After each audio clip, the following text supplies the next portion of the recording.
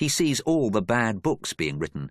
He tries reading some of them, but they are so rubbish there is no way he would ever want to finish them. You know those books you find in an airport shop? Norman picks them up and wants to fling them down because they are so bad.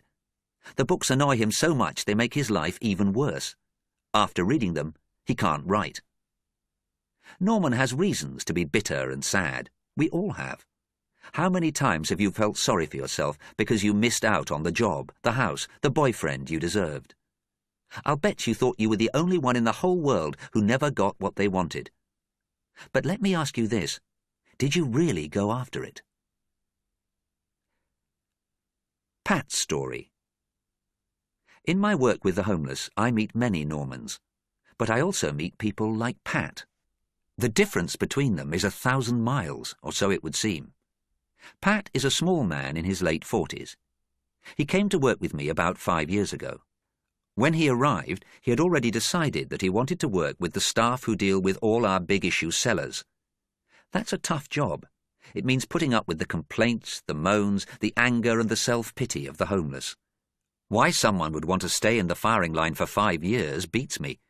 I have to say I do not have the patience of a Pat.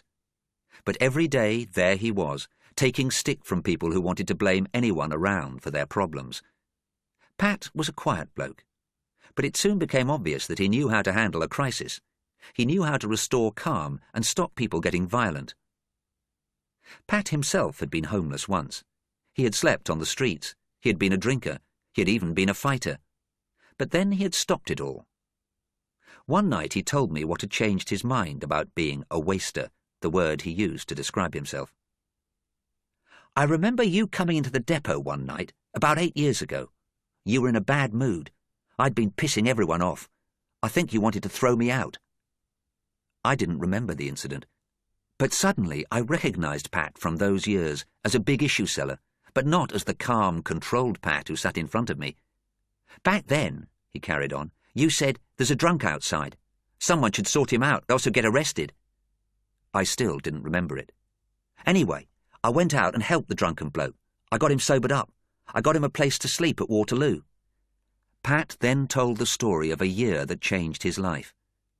My simple comment that someone should help the drunk had been a turning point. He had started to help others.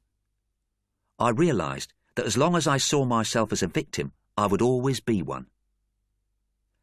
Having helped just one man, Pat realized how good it felt to turn all that bad energy into something useful. He stopped thinking about his own problems.